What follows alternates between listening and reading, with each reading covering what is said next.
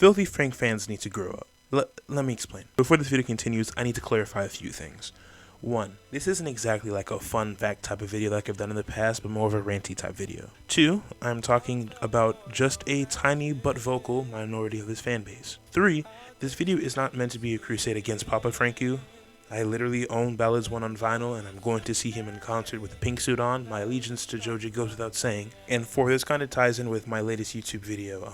And if you're interested, my channel link is in my bio. But now that I've cleared the air, let's get into it. Now, as many of you made it abundantly clear the last time I talked about Joji here, we're all aware that before Joji became the smash hit R&B star he is now, he started his time on the internet running the TV Filthy Frank YouTube channel and the other associated channels. His internet presence back in the day was him making rants, skits, and commentary videos, all with that signature pre-2017 edgy humor. And to the knowledge of most, 2014 through 2016 was like the peak of edgy humor on the internet. Frank's jokes were no exception. I would play you some examples, but I don't want this video to get taken down, so if you want a better understanding of what I'm talking about, literally just look up any song from Pink Season. You'll know what I'm talking about. So like the others in that space around the time, he garnered a diehard fan base of edgy teenagers, but at a certain point, Frank wasn't having a lot of fun on YouTube. George started the Filthy Frank show on August 5th, 2011, and had been running it for almost 3 years. And on May 3rd, 2014, he uploaded a video called Filthy Frank Exposes Himself, where he sits down with his audience, breaks the fourth wall to his universe a bit, and explains that he needed to take a break from Filthy Frank, even introducing new things that he was working on, like the 2 and only ever Pink Guy albums, and a vlog channel that was entirely separate from the Filthy Frank persona. It was called Joji Vlogs. This was one of the first times that the Joji alias was even announced, but the biggest piece of news that came from that video was the reason why he needed to take a step back. He told his fans that he got diagnosed with a brain condition that he has since kept private that flares up and gives him stress-induced seizures. Joji at the time was attending college in Brooklyn on top of running the show, and moving from Japan, being a full-time college student, and running the Frank show that seemed to get crazier and crazier as the days went by definitely was stressful, and his fans hated this. As I said before, his fan base consisted of obsessive, edgy teenagers who did not see George Miller, the funny guy trying to entertain people while still in college, but solely as Frank. He received many hate comments and was dislike bombed until he just had to up and delete the video.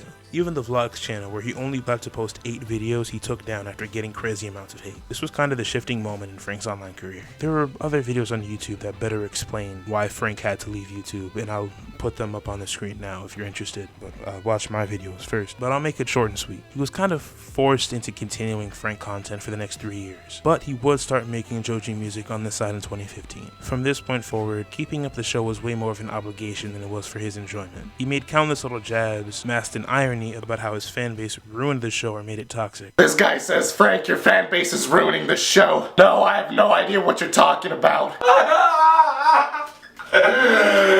The most telling of this was definitely on the Pink Guy track, Fried Noodles, the penultimate song on Pink Season. The song's verses are the typical edgy Pink Guy stuff, but the chorus is where it gets interesting. I live in a constant state of fear and misery. Do you miss me anymore?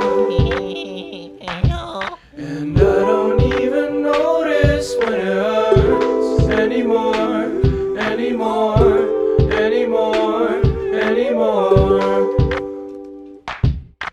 It had been constantly masked in irony for all this time, as his channel continued after that deleted video. But he talks about how he's like genuinely depressed that all people see him for is the Frank persona and not Frank as a genuine human being. He even ends the song by saying that the lyrics were essentially just a joke, but I think the Genie's annotation debunks that perfectly. This is Joji telling you not to take the lyrics saying that he wants to die seriously because it's just a joke and that he doesn't care. This is meant quite ironically as it's a reference to the first hook where he says, if you really didn't care, you'd let it be. So if he didn't care, he wouldn't have said it. In 2017, George would start to take Joji more seriously, and would altogether leave the Frank persona behind until September and come back as Joji from that point forward. And despite it almost being 5 years, literally 3 days from when I'm recording this, will be the anniversary of his last video on YouTube, his old fans seem to still not get the message. The people that I say need to grow up are those same people that still never seem to grow up after 2016. For example, this is a post that Joji made during Pride Month in 2020, just showing his support for those in the LGBTQIA anime community. Some of the recent comments are just filled with these annoying ass people exclaiming that this isn't the real Frank, or how Frank has become woke, or whatever other bullshit. Now, there is a difference between not liking the direction Joji went and just straight up hating on him. If Joji's music isn't for you and you prefer his older content rather than his current career, that's fine. There are plenty of people who can voice that opinion respectfully. But the people who say shit like this and regarded old filthy Frank way too highly raise a lot of questions for me. These exact people are part of the reason why he quit YouTube in the first place. That and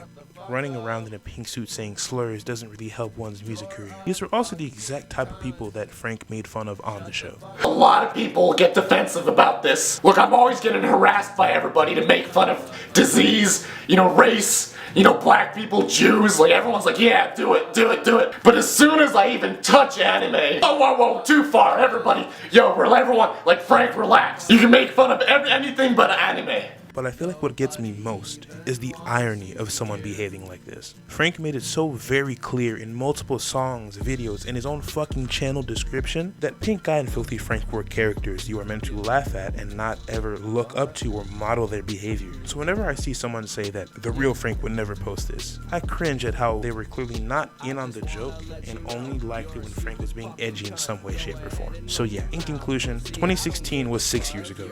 Grow the fuck up and pre-save smithereens. Fucking bitch, get the fuck up off my